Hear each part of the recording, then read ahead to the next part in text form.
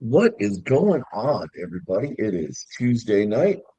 Time to talk some football. I'm your boy SAJ, and I don't have any place clever to come live from tonight. Just hadn't really had a chance to think about You, anything. But I'm sure my counterpart BD has something good I for us do. waiting. Uh, Obviously, what's up, everybody? I am BD. I don't think we've done this one before. I was thinking about it, and I don't remember hearing it. I'm really surprised if we haven't. But today, I'm going to be coming at you from the Laser Quest Studios. Oh, All kinds good of good choice. times when I was growing up. Just shooting people with laser guns was lots of fun. I miss those days. I miss how simple things used to be back then. We actually did a lot out Right? there. Um, and it was You interesting. You just get a group of Uh, friends, you go hang out on a Friday, Saturday night, and just run in there and just shoot the crap out of each other, you know? yeah, yep. That used to be the No, you do that with paint. thing to We do that do. with paintball too, but this was paintball was a little more fun. But it was if you don't want to get hurt or can't really do paintball at night or the places weren't open at night. So Very true. Uh, in our young adult lives when we were trying not to get in trouble and stuff. So definitely good choice. Good choice. Um, Obviously, when we do a couple of shout outs real quick, first and foremost to our friends, Alamo, the folks that we hung out our first tailgate over at Harlandale. Want to make sure that we give them folks a shout out because they do still have that raffle going on to win a grill from them. So make sure you go over, check them out yeah, on Facebook, absolutely. uh, like, share, all the good stuff, right through the things. People appreciate that. And maybe get yourself entered a chance to win a grill. I know I could definitely use one. Ours has seen some miles, my friend, and it may be getting retired sooner than later, but we're definitely looking at retiring it at the end of the season and getting a new grill that we'll have to break in. But so want to give those folks a shout out, and then we also want to give a shout out to our friends over at Big Red, one of the sponsors of the San Antonio Toros. They were kind enough to share a spot with us, and they'll probably be sharing another spot with us this next weekend when we do the tailgating this Sunday. That's right. And definitely good friends to have around, especially with the South Texas heat. They had some wonderful electrolyte drink that kept us hydrated, so we could continue to keep hydrating with the adult drinks, and so it was just a wonderful combination. Also, want to give a shout out to our friends over at Texas Sports Productions. They have been instrumental in helping launch our podcast to a new level, right? With access to things that we haven't had before. They're helping us with access for some of the arena stuff. They're definitely helping out with high school football. It's going to be coming up real soon. And so they've just been really great to us. So I want to make sure that we give them folks a shout out. Okay. Now that we've done all the shout outs, what's up, Tim, what Toro is up, Jim? Tim? Um, let's talk about how things have been going in the Continental Football League. We're not going to spend the whole entire night talking about the Continental Football League. Um, we wanted to bring a guest in last week that unfortunately did not work out because of that unscheduled kind of bye week that we had with Fort Worth kind of taking a bow out of the league. But that gave us an opportunity to kind of focus on some of the other stuff that's going on. So let's talk about the Continental Football League and kind of how everybody's been doing so far. And then we want to talk about the upcoming game this weekend. The oh oh, shout out to Miss Jen too. I can't believe I forgot her. Right? She's been absolutely wonderful in helping out with getting us connected with people and kind of showing us the ropes about marketing and stuff like that. And so she has been an absolute godsend for this podcast because let's be honest, BD and I, we're good at talking. That's about all we are good at, right? So we need smart people showing us what we need to do. Yeah, yeah. Uh, For right. Yes. So we'll talk about. Continental Football League. Then we'll talk about this week's game, Tall City versus San Antonio here in San Antonio.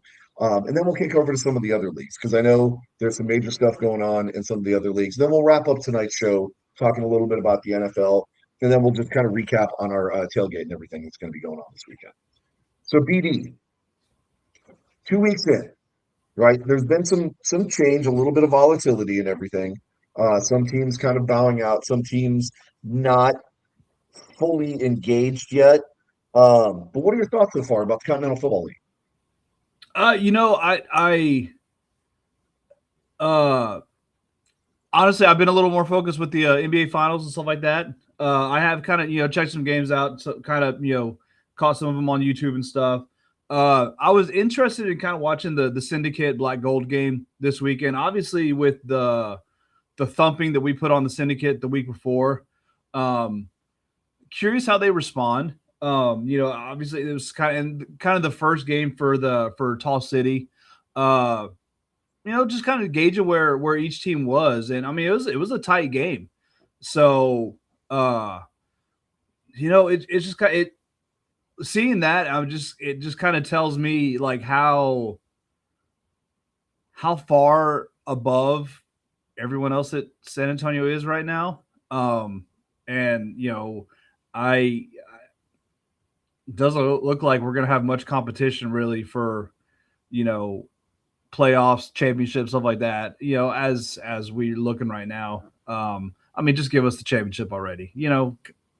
Just what are we even doing, wasting our time here? Just give it to us. We're going to take it anyways. It would be nice that we could think that, but we have to understand that as the season, because this is already a condensed season as it is, right? Yeah. We're extremely fortunate to have some extremely talented individuals on our team, but also some individuals that already have camaraderie with other individuals. So Yeah. we, Oh, and it wouldn't that chemistry that came from playing together. I mean, we've talked to all the guys who have. It's not Military Parkway for one. It's Southwest Military, and I don't like people drive. enough to Yeah. go. I hate traffic, and just a bunch of drunk idiots honking on the south side of town just does not interest me.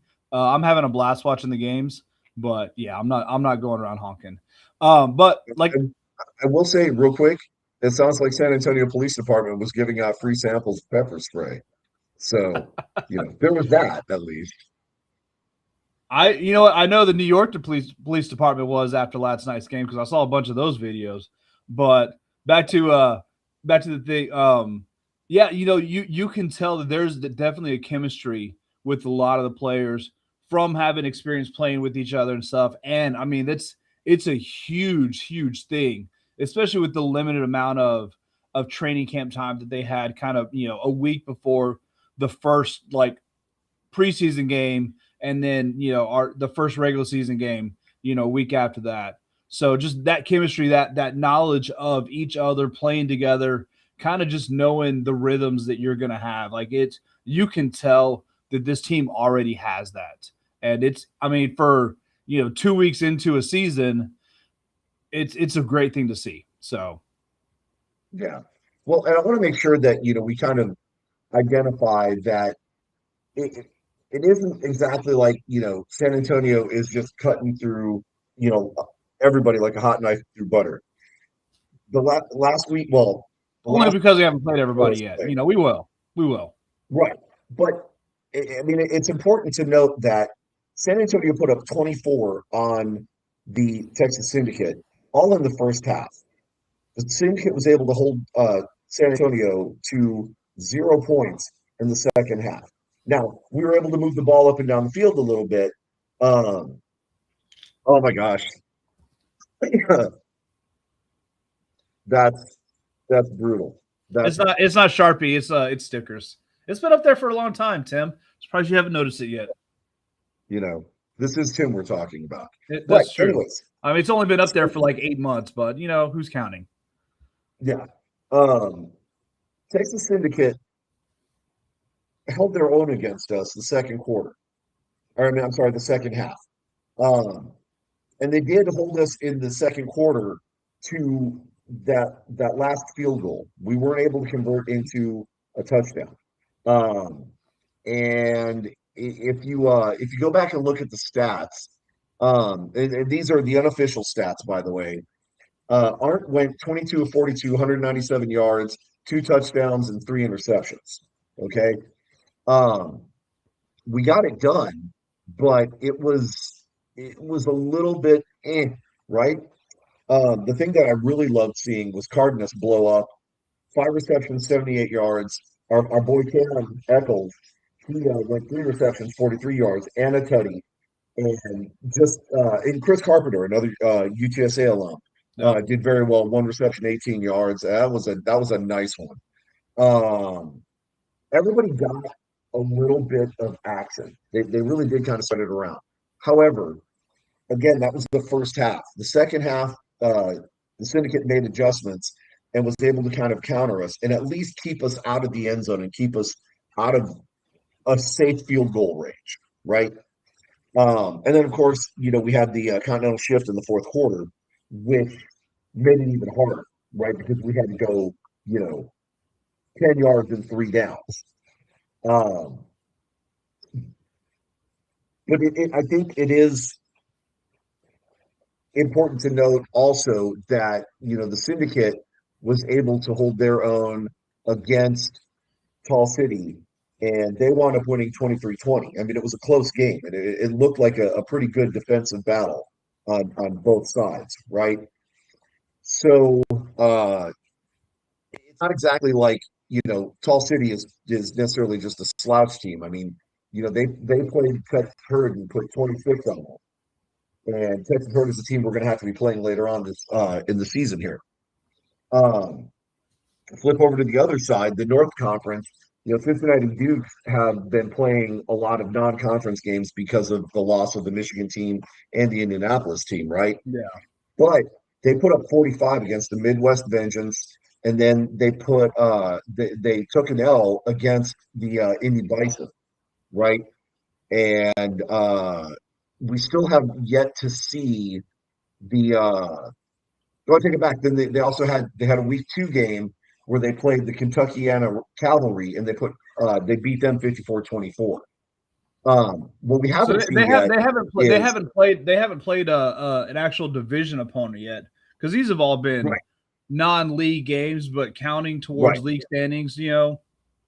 Some Which of them, I not all of mean, them, but yeah, if I'm being honest with you, Cincinnati, how you going to lose to a non-league opponent with the Indy Bison? I mean, come on now, come on. well, and you're not wrong, but in all fairness, I mean, that Indy team looked pretty solid. They've been together for a while, so I could see how that could have been a little bit of a challenge for them. But you're right. I mean, the level of competition, it's kind of hard to see them necessarily lost.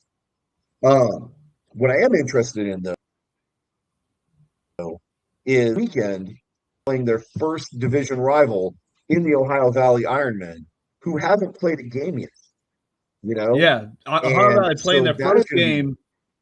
So yeah, I'm curious. I mean, mhm, week 3, you're playing your first game. Obviously, you're going to have more practice time than everybody, but you're not going to have any game reps. And we all know, just watching football as long as we have, the game reps is what's important. So, kind of yeah, expecting them to come out a little rusty. I mean, the Dukes have been playing. This is their fourth week in a row. Uh, playing. So they're getting it together. They're getting that chemistry we kind of talked about. San Antonio has developed over the years. Ohio may not mhm, have that in real game reps. So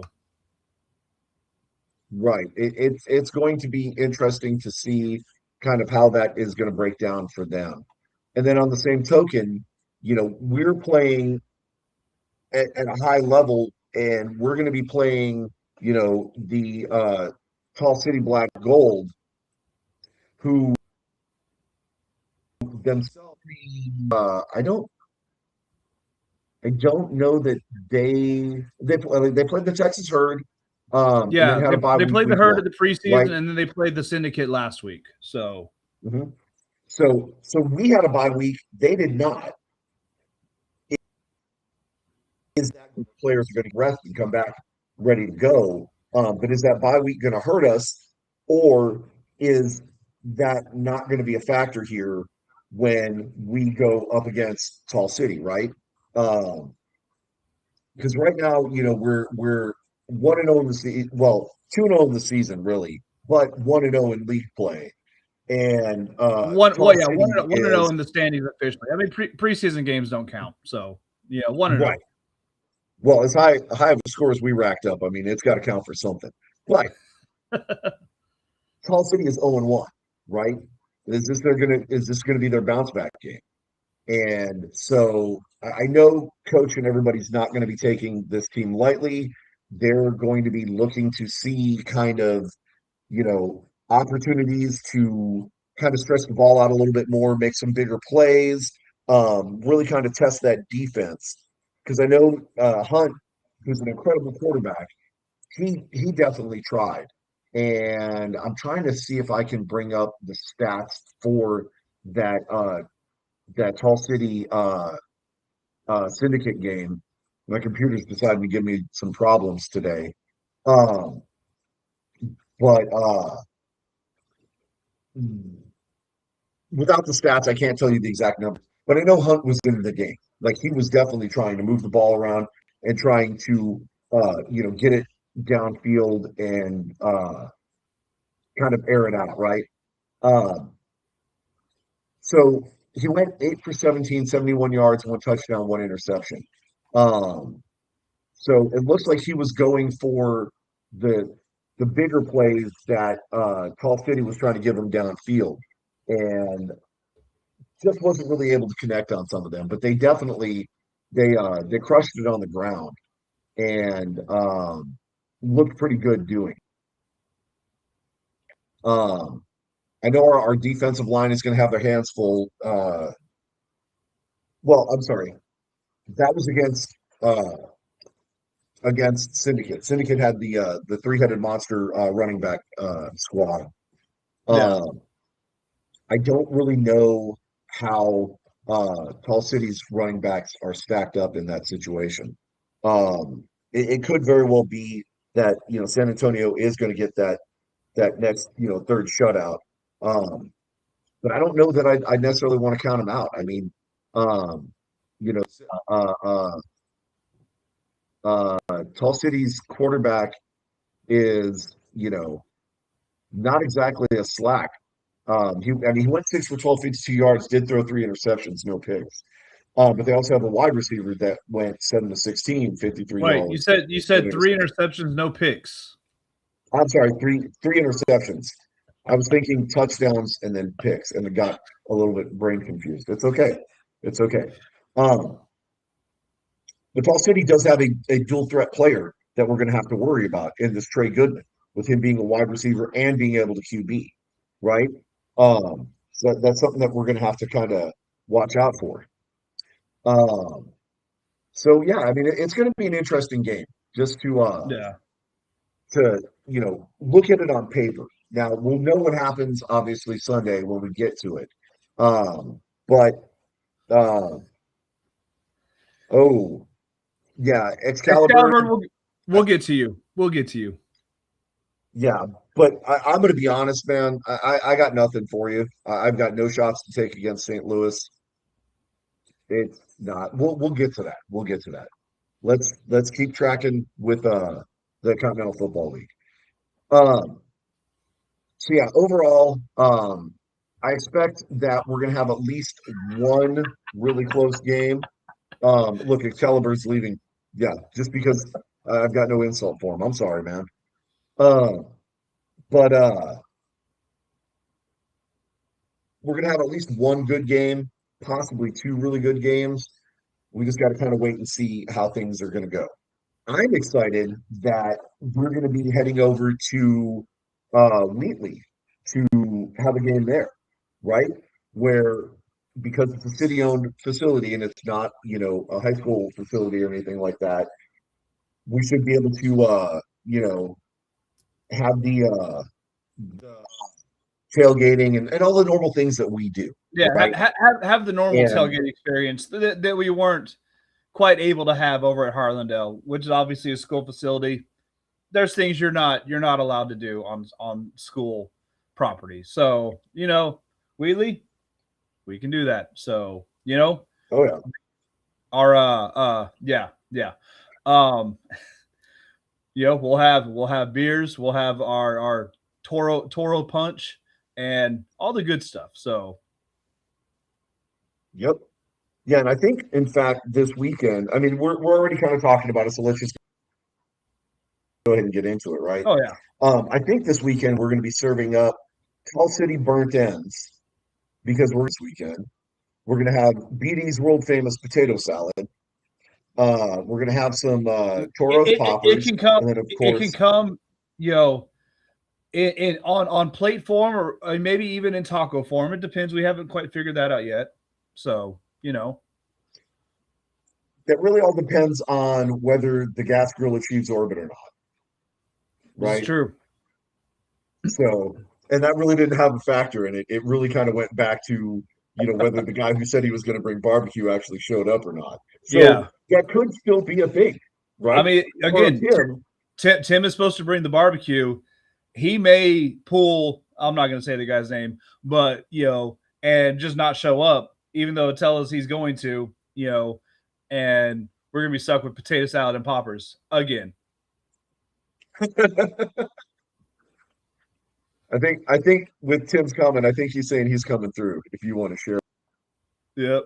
that with the group, No, but you will eat a damn yeah, potato salad it taco and you will it like it. definitely that's kind of what I'm saying, you know. You get what you get, and you don't throw Um, a fit, Tim. All right. yes, yes, I fully agree with that. But yeah, it should be a really fun tailgate. Again, we're going to be hosting ours and really trying to, spread the love and everybody is of course invited to our tailgate. We never say no. Um, but come early. That way we can try and share everything with everybody, still have a chance to enjoy ourselves, and then be able to pack everything up and get into the game early enough where we can go and do our thing and post up.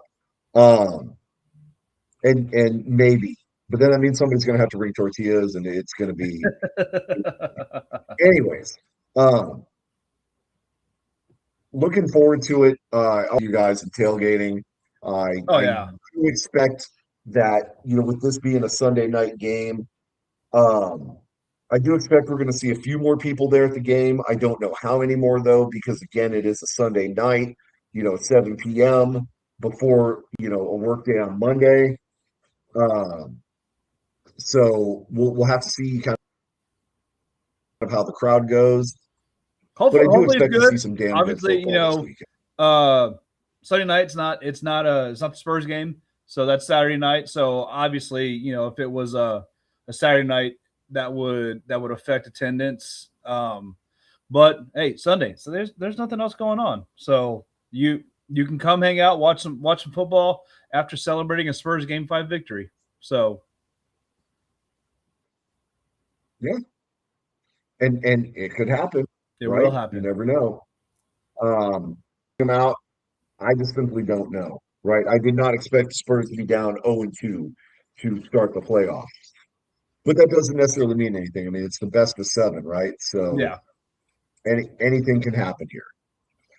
We may even also, I may figure out a way how to bring a TV out and an inverter or something, and that way we can put on, the replay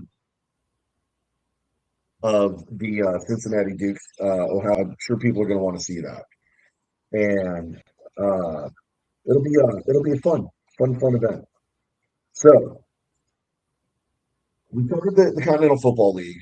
Talk about this weekend's events, and we'll kind of recap that again. Remember, it's going to be this Sunday, Wheatley Stadium, 7 to 10 p.m. Tailgating starts at 3:30. Tickets are as low as $10. You can get the tailgating passes for 50, and it's going to be a good time, How right? much? How much is parking if you don't get a tailgate pass? Do you I know? would say it's 25 Okay. because I think it's half. Like it's tailgating is basically two parking spots for $50. So Yeah. I would assume it's probably 25 for one. Um, right. So we covered the Continental Football League, and obviously lots going on with that. And there's some interesting things that are going on. Well, I think we probably should cover this part also. You were talking about the different teams and all that good stuff, and the non-conference games that kind of count. Um, I think it's important to note that right now, Vegas Gamblers and the Norfolk Neptunes are ancillary market teams, Yeah. right? So those games do still count, but they don't like Vegas and Norfolk can't win and get into the playoffs. Right, It's right. going to come down They're to they're kind of they're ineligible Dukes, for postseason or whatever, but the games count to the record. right, right. And so, like, the Texas Herd game that we're going to be playing against, that's a non-divisional game. Um, but if I remember correctly, I think that one does count. So we're gonna, we have to make sure that we keep our foot on the gas all the way around. Absolutely, yeah. But so things, the core group is solid. Things are going fine. There's already plans to make adjustments for next year and everything, and get the leagues a little bit more balanced out, and have them ready, with some better partners in the next season. Um, I would this like season to should be make a pretty good season. a request for them if you're looking for better partners. Jason, what's my biggest pet peeve of leagues and stuff like that? Uh, It's when they don't update their damn websites. And oh, yeah, yeah. I mean, find someone that's going to update your website, daily. Uh, it took like 3 days for the scores from this weekend to get put on. They just updated the standings, like for the entire season, within the last day or two. I mean, update. I mean, update your stuff. Find someone who can put yeah. updates on it. I mean, And see, I cut him a little bit more slack there. I give him a little bit more grace. Um, because I mean, some of this stuff is being done by paid professionals. A, a decent amount of stuff is still being done by folks like you and I that are, kind of on a volunteer level. And so, people do have day jobs and they have other things going on. And so I get it, right? So I'm cutting them a little bit more slack. But on the same token, I next look. year for sure. The point of this league is to try and draw eyes to it. That's what they're trying to do right now. So Mhm. put out a professional product, update your website, have correct information on there. I don't think that's too much to ask for. I mean, I don't remember which arena league it was a few years ago that was, they kept switching websites and it was ridiculous. And I don't think that league's around anymore. But, like just update your stuff. It's not that hard. Yeah, yeah, I think I remember which one you were talking about. Um, again, trying to keep on top of some of this stuff is not exactly the easiest when you don't have a full dedicated staff to do a thing. So giving them a little bit of grace on that right now. Next year, yeah, next year we're going to have to make sure that is kind of squared away and running through. But you brought up other leagues, right? So why don't we dip into some of the other leagues and talk about the things that are going on? The last several weeks, we've been so inundated with, connecting with all these different Toros players and some of the syndicate players and stuff like that, that we haven't really had a chance to cover the other leagues too terribly much. So let's start off, obviously, with the UFL, right? Yep. You've been following the UFL, you know everything that's going on. We're obviously in championship weekend. They don't even get a bye, right? They're going directly in. So, Straight in on a short week, which is kind of weird. The playoff games were Sunday, championship game is Saturday. It's kind of weird. Would have thought they would at least maybe push the the games to Saturday or the championship game to Sunday. Give them a full week to prep. But hey, you know what? 6 days is enough, I guess. Yeah, well, and I mean, a lot of it could have had to do with availability also. I mean, DC may have a game this Sunday, Yeah, and but so I'm sorry, but the soccer's going to draw more. So I mean, at it's the least as soccer far as stadium. It's the soccer stadium. It takes precedent. So yeah. right, and I would say at least as far as in-person attendance. Now, viewership, probably not, right? I would think Well, that the UFL probably would have I, more I think viewership I on it. think we're starting to kick off like World Cup stuff. So I mean, that dude, that viewership like gets more than the damn Super Bowl. So Yeah, but I don't know that people are going to be watching a regional game over World Cup. You know what I mean? So, and yeah. that's going to be a big contender that UFL is going to have to deal with this weekend. And look, it's your favorite Seagulls fan. So I should take some digs at him a little bit when we get to the fourth quarter. Oh yeah, Um, oh yeah. But I but mean, okay, UFL so obviously, yeah, championship weekend. It's going to be in DC. DC actually won their playoff game, so they're going to be playing as the road team. Going to be sitting on the road side. Um, a little interesting. Kind of a different probably feel for them than what they're used to there. Louisville won their game against the Battle Chickens. So yeah, so Louisville and oh, DC. Um, oh, where, what you got? What you got? where's well, I thought it was required that we're going to put our tinfoil hats on when we talked about the Louisville St. Louis game. Or is No, that's tomorrow. That's that's the other tomorrow. podcast? That's What are we tomorrow. doing Yeah, that that's tomorrow? tomorrow.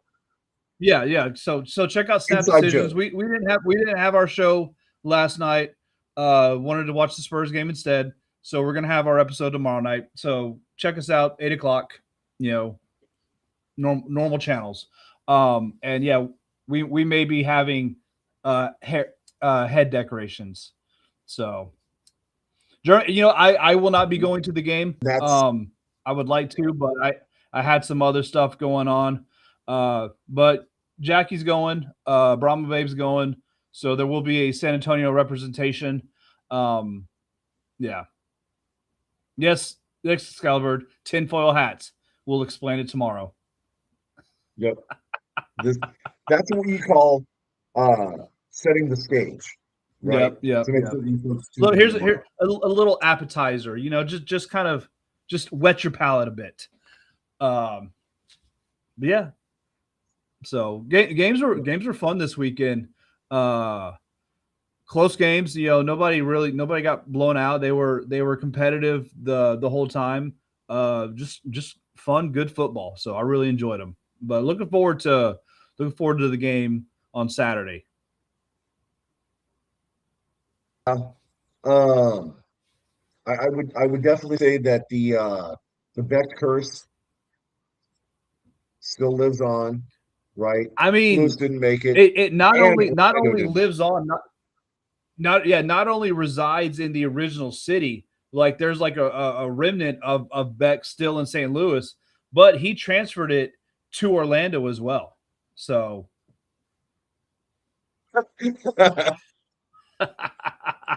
Is that is that the bottom line podcast? Those guys, love those guys.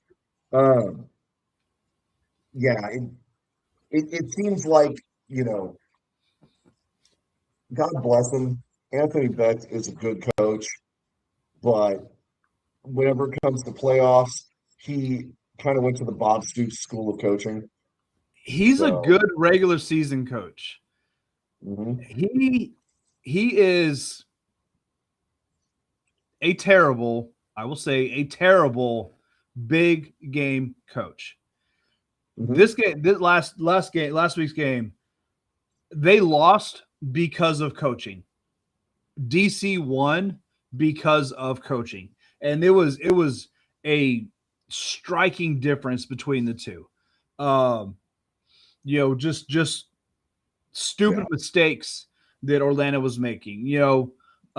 Just lapses in judgment, coaching things that you take out in coaching. Just some of his some of his calls, some of his when he challenged a play that he challenged, he didn't need to challenge a play, and he wasted a challenge in the first half. There were other opportunities that would have better suited him to save that challenge for a second half. Kind of some of the time he went for it, didn't go for it, didn't go for a fourth down or whatever, that just it cost him the game. I mean, and it's stuff that we've seen year in, year out for him. And, I mean, we've seen it now 4 different years for 2 different teams. So what's the common denominator? Common denominator is Anthony Beck. I mean, that's all you can really say. I feel really bad for him, like I said. I know he's a good coach. He cares. The comparison you made, the Battlehawks being the Dallas Cowboys of the UFL, they get right to the end and then fall apart. Can't make it past the first round of playoffs, right? And that's kind of the Cowboys' MO for how long now? So I feel. What are we on? I think we're bad. on what? I mean, 30 years now. So yeah. Yeah, it's been not good. Sorry. Getting calls about some of the indoor football stuff. Oh wow. Beck is the Mike McCarthy of the UFL. But that's not true because Mike McCarthy does have a Super Bowl ring. Yeah. Yep.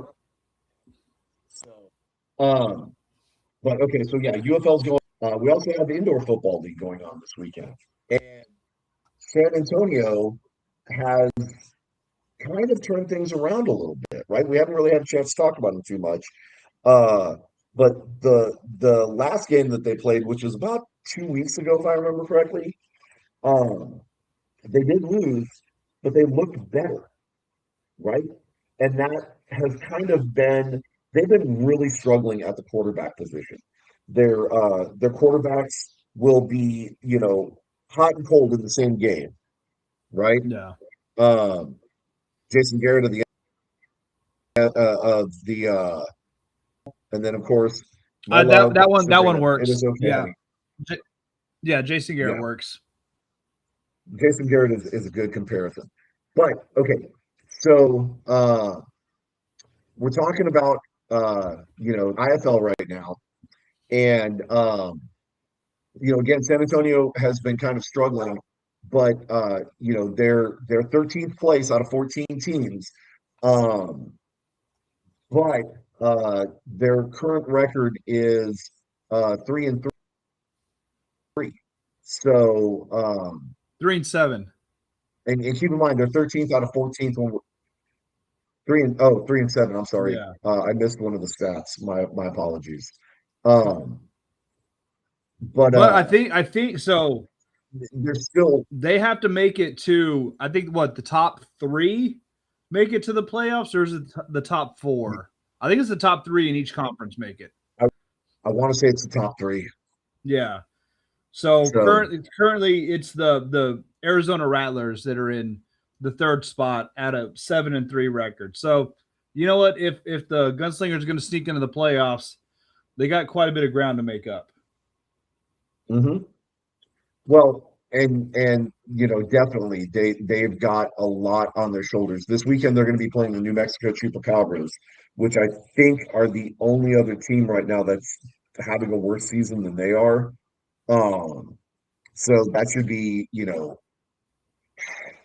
hopefully it's the spark that the team needs. Like I said, they've been in every game that they played, for the most part.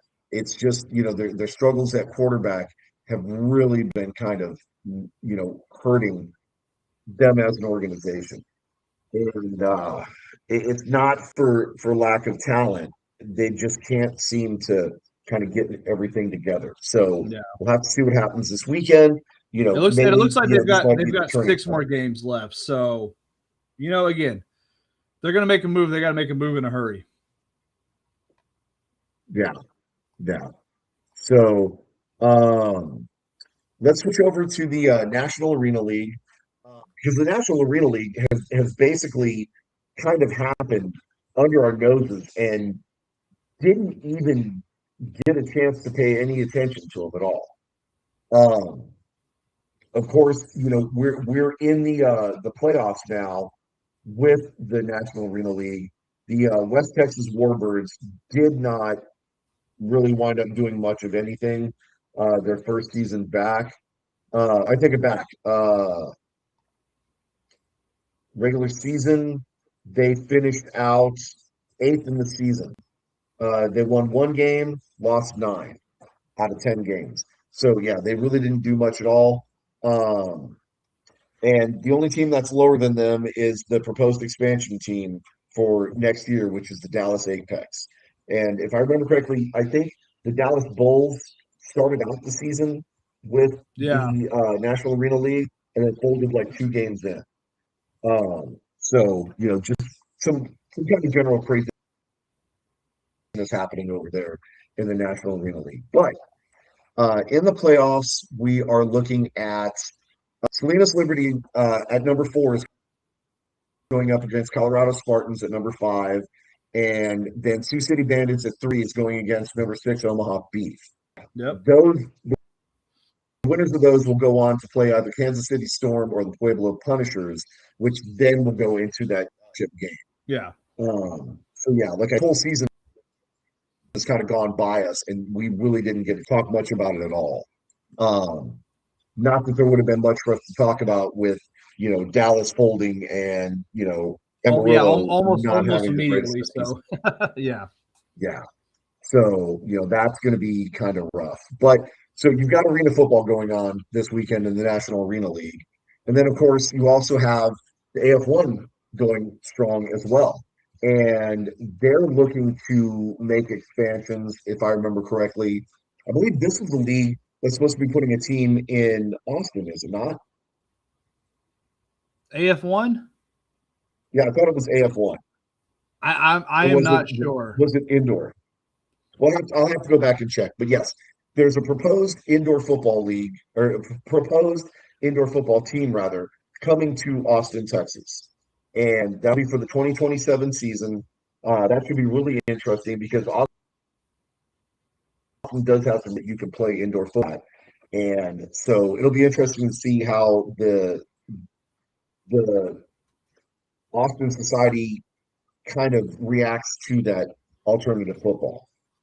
Um, but so we're chugging along nicely. So Um, it looks like it is going to be the IFL that's going to have a team in Austin. okay, cool. Um, that'll be really good. Um, so over back in the AF1, right, we've got Beaumont, which we follow. Beaumont is not having a great season. They played 7 games so far. They're 2-5 on the season, and chances are they're probably not going to make the playoffs. You've got Albany running away with the division at 8-1, and then National Cats slightly behind them at 6-1, and then Kentucky Barrels at 6-2, and then Minnesota Monsters at 5-2. So those are your top four. Those are most likely going to be the teams that are going to wind up in the playoffs, which should be happening in the next couple of weeks, if I remember correctly. Um, No, actually, it's going to be a while, right? Because we do have 16, or I'm sorry, 15 weeks of football in the National Arena League. So it's going to carry well into the end of July. Okay. Um, yeah. I'll be honest, I So haven't really paid a whole lot of attention to the to AF1. So yeah. Well, again, I mean, it's really hard with the UFL going on, the COFL going on, and then us trying yeah. to keep our eyes on everything else. Everything that's NFL and stuff like that. So obviously a lot of football to try and keep up with, and it's just been a little bit crazy this year with well, especially for me, right, with being UFL, you being so tied up with the UFL, and just all the moving parts, right? It's been a little bit difficult this season to track everything. But this should be week 10 coming up this weekend in the AF1. You've got a couple of really good games. Um, Beaumont is not playing. It looks like they've got a bye this week. They won't play again until June 20th, and they're going to be taking on the Oceanside Bombers. So I mean, there's a chance, right? There's a chance they can make up some ground and potentially be, the outlier sneaking Yeah. into the playoffs. You never know. Um, but that's kind of a recap of everything that's happened in arena football. We've got one league that is, pretty much wrapping up in the next couple of weeks. We've got a league that in the next 2 weeks. And then, of course, AF1 that's, going to be carrying on until, towards the end of July. And then they get into their playoffs. Let me update. So I actually went and looked at the IFL playoffs last year. It was 4 teams in each conference. So San Antonio's only 1 game behind from that 4 seed. So What you're saying is there's a chance. So you're telling me there's a chance. That's right. Yep. Which they got to be 1 game, 2 games, just better than the Tucson Sugar Skulls over the next 6 weeks. So, well, and that could easily happen. I mean, we've seen teams fall apart before, so there could be a chance that San Antonio sneaks in, right? But again, they've got to get their quarterback situation right. Yeah, absolutely. So we'll have to see kind of how that breaks down. Um, Obviously, we just mentioned the NFL. It's only fitting that we kind of wrap up the show kind of with the big dogs. You know what? Real quick, before we get into the NFL, I want to ask you a question, dude. Have you paid attention or kind of jumping into college a little bit? This stuff going on with Brendan Sorby, the Texas Tech quarterback. Man, I'm going to be honest. I saw some stuff. I don't know all the details, so I don't know that I have enough information to form an opinion. But it seems like there is a very, very strong opinion about what's going on, either good or bad, right? Some people are saying, leave the dude be, let him play. Other people are saying, the NCAA needs to step in and issue a ruling and tell him that he cannot play, plain and simple. So why don't we do this? For people like me, BD, because I know you follow college football, why don't you update us all on what's going on and where the big controversy is coming from? So yeah, just kind of, I mean, and I'll run through it pretty quick, but he kind of checked himself into a gambling rehab earlier this year, kind of towards at the end of the season, whatever. Basically admitted to betting on NCAA games, was basically ruled ineligible for college to continue his college career because of the betting. It's obviously against the rules. It's against the rules in every freaking sport, but especially college. He's kind of been going back and forth. He applied for reinstatement, was denied. And then just this week, a judge basically issued an injunction against the NCAA, allowing him to resume his eligibility. So apparently he's going to have to serve a 2-game suspension, and then he'll be eligible to play after that. Obviously, it is a it's a moving news thing. It's not, there's going to be appeals and all that stuff. And, we still got 2 months until the college football kicks off. So this is not the end of the story, but what I'm, kind of the news that's been coming out today of it is other leagues, basically the Big Ten is saying, we're not going to play Texas Tech as long as he is eligible to play. The SEC has talked about doing something similar. I think even the Big 12 is kind of talking about how they're going to handle this. So he may be eligible to play, but they may not have opponents to play them, if he's on the team, which is I'm finding that's kind of the interesting part of the story that I'm seeing right now is These other teams are saying, no, we will not play you if this player is on your team because it goes against the fundamental rules of the game. So let me ask you this then, as an outsider kind of looking in. If not to play Tech and just don't show up at all, that's a default win, correct?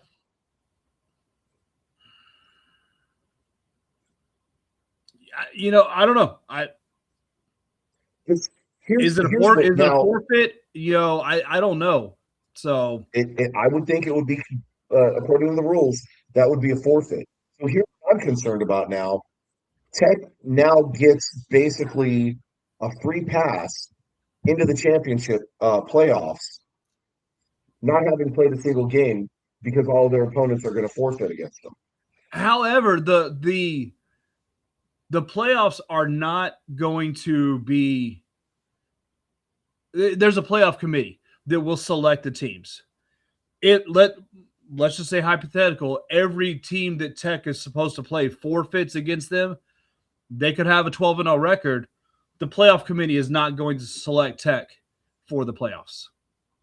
They still have to be chosen to get in based on their schedule, how good the committee thinks they are. If they don't play a game, they don't have a work to submit to get in. Okay, and see, I thought it was based on record.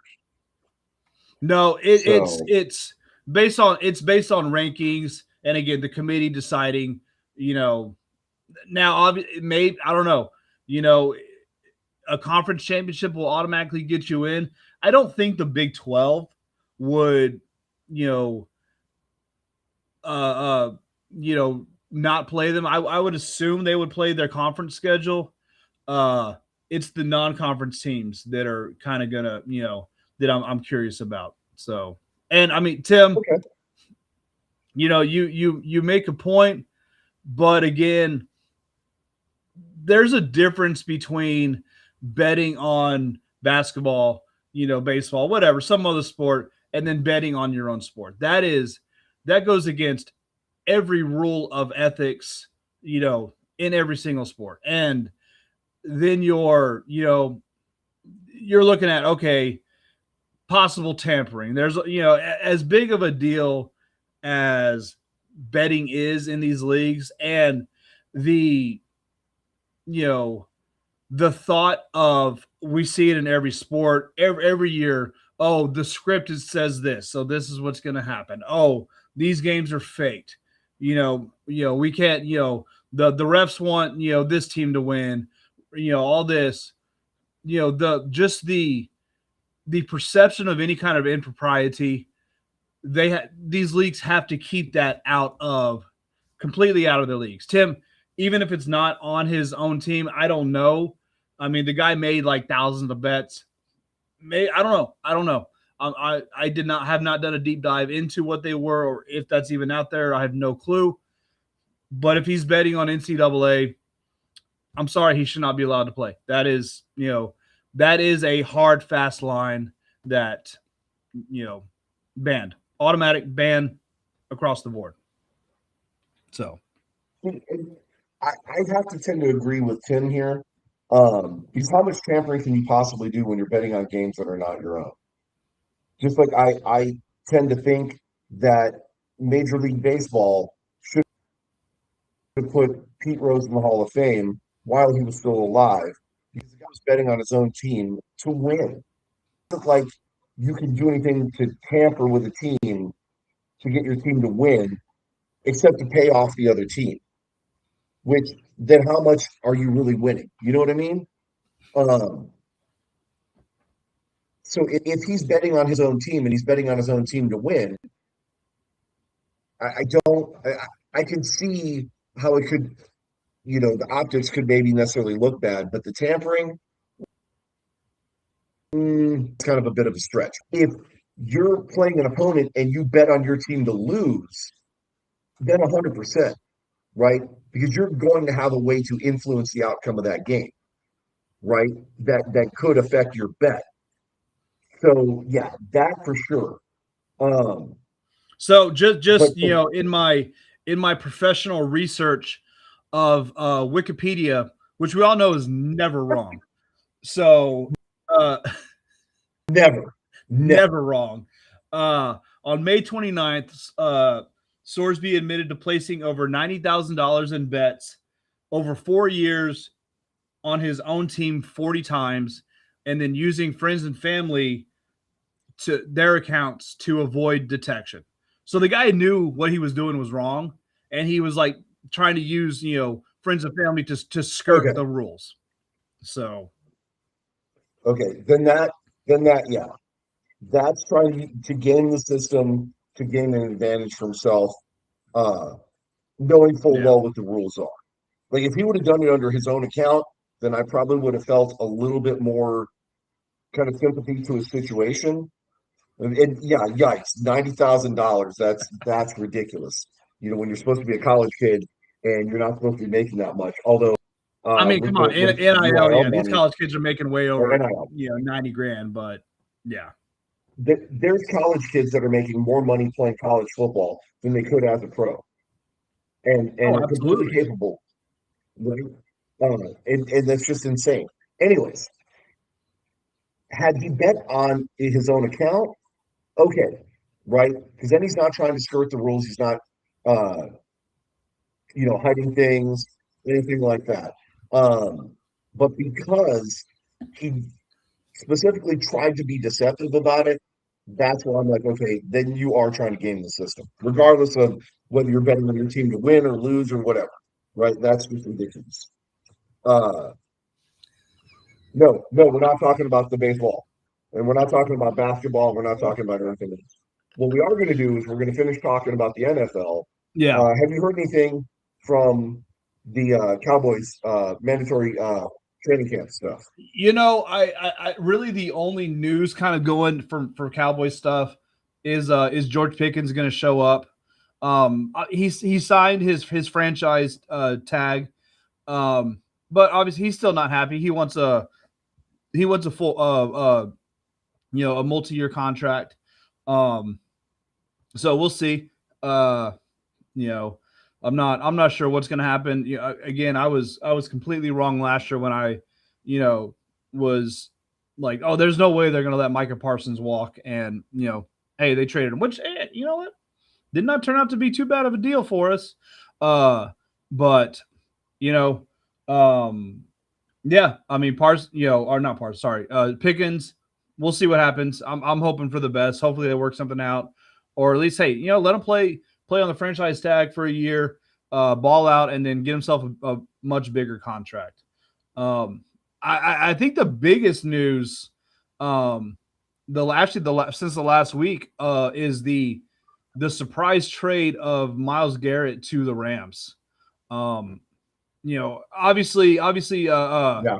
uh, obviously the trade between AJ Brown got traded to the Patriots. Everybody knew that was going to happen. Everybody knew it was going to happen on June 1. So when it was officially announced, nobody was surprised.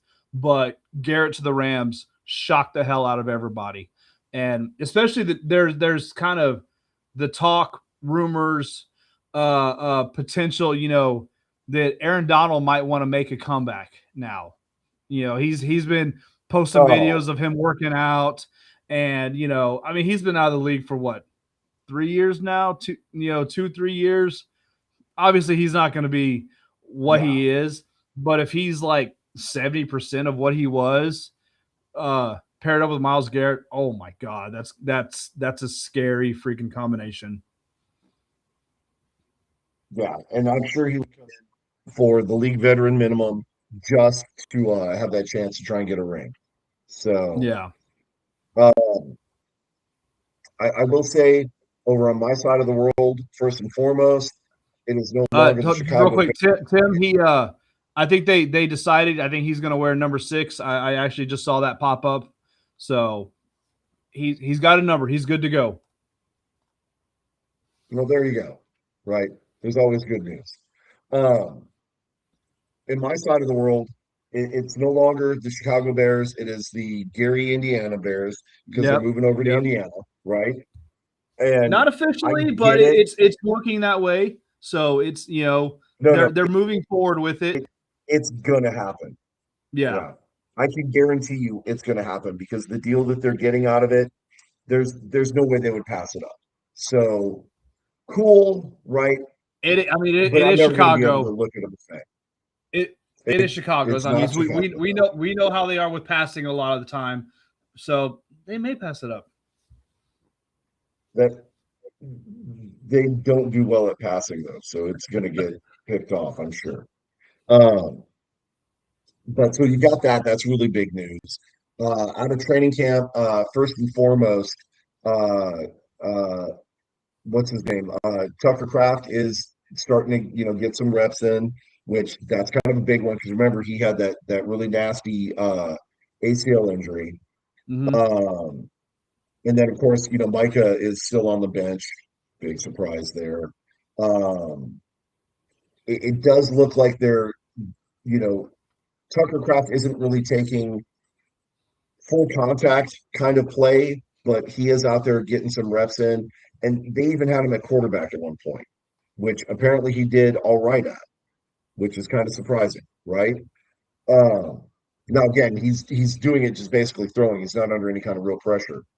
Um, and of course, Matthew Golden starting to get some more reps, so I kind of expect to see a bigger breakout year from him. But I am interested first and foremost to see how Love is going to do this year, who his backup is, and then of course how God dang it, what's his name? The guy who went over to Miami. Because it sounds like your prediction has kind of come true. He's starting to struggle in training camp in Miami. Malik Willis. Um, there you go, Malik Willis. It sounds like we're there. So, I mean, of course, he's a right now, Miami quarterback. obviously, That they struggle. That's what they do. that's true. I mean, everybody that goes to Miami I gotta make struggles. sure my wife doesn't come around the corner and throw a chocolate at me for saying that. But if I duck, you guys know why. Yep. You'll get it when you get off the air. That way there's no evidence. Um, so again, these are the rookie mini camps and stuff like that. Um, this isn't the full on, so we're not going to get a whole bunch of news out of everything. I will say though, it does look like Green Bay is getting bit with the bug early. We've got a couple of players who probably are not playing a significant role in any schemes yet or anything like that. But we've got 4 or 5 uh, somewhat serious injuries already, and these are Yeah. at the lower levels. So I hate to say it, but I hope that's the sacrifice to the football gods to keep, our second and third stringers and definitely our first stringers healthy, right? Uh, because we're already going to struggle this year as it is. Have some of our key players like on the O line or something like that out, and us betting the farm on whatever the hell his name is. I don't even want to say his name. Michael Pearson's. Um, we're going to have our hands full this season, and it's going to be really rough, right? So I don't want to see anybody else get seriously hurt, and then us wind up, being like Minnesota, Yeah. you know. So, but yeah, I our world right now, things are ramping up. for yeah, they are, and I mean we're kickoffs in like 2 months, so Yep. it's gonna start getting heavy, real quick. I say kickoff. That's the preseason kickoffs in like 2 months. Mhm. So as far as like the Cowboys again, let's see what happens with Pickens. Obviously hope he comes back. I'm really curious how this defense is going to look. Uh, Cowboys spent a lot of draft capital, a lot of free agent signings, bolstering up the defense. Obviously, a new defensive coordinator. Um, Caleb Downs, man, he looks good coming in. He was a big name draft player. A lot of people kind of think he's one of the steals of the draft, or one of the best players in the draft. Man, I'm cautiously optimistic. I mean, we can't really be worse than the defense was last year. Mhm. So, uh, yeah, I'm kind of a little hopeful. I'm not ready to say it's our year, but I'm interested in see where it goes. You're one of the only Cowboy fans that isn't willing to say that every single year, so I applaud you on that. That being the case, I think we pretty much touched on everything. Guys, remember, there's plenty of football going on this weekend. You've got Absolutely. UFL, you've got IFL. Obviously, the Gunslingers are playing this weekend. You've got NAL. Beaumont will not be playing, but there's still plenty that can be watched there. Uh, the AF1, and then of course your San Antonio Tours in the Continental Football League will be taking on the Tall City Black Gold, right? We've got our own beer already because you knew that was going to happen, right? And, Yeah, and I've already previewed that, and but I don't have one on my shelf yet. So what the hell? I guess you're just going to have to show up this weekend, Saturday, 7 p.m. at Wheatley Stadium. Gates Sunday, open up at Sunday. I'm sorry, Sunday. Thank you. Uh, Tailgating starts at 3:30. Gates open up at 5:30, I believe, or 6. Game starts at 7. So make sure you're there. Come find us. Texas Talking Football. We'll be tailgating in full swing. It'll be SAJ, BD over here, and Toro Tim. Yep. We'll be tearing it up, serving it up on the ones and twos. That's the griddle and the grill. I'm sorry, the grill and the Uh, grill. come Right. come visit us. Be hungry and be thirsty because we'll have food and drink for you. Yep. So, BD, I think it's only fair because I cut you off the last time to give you a chance to say anything. We were in the NBA playoffs. Who'd you like to say goodbye to tonight? I mean, who it's going to be, and I mean it works for football too. But you know what? Obviously, Spurs won last night. Down 2-1 in the series. You know what? We're still coming back though. Watching the way if you've seen any videos or whatever on the Facebooks and the Tiki Talks and all that stuff, you know, uh Knicks fans beating up like beating the hell out of like Spurs fans walking around the street with Spurs jerseys and shirts, stuff like that. So a big and hearty suck at New York uh goes out today. So Yeah, and so I'm gonna have to second that just because, right, there's no call for that kind of behavior, but it is New York, most yeah.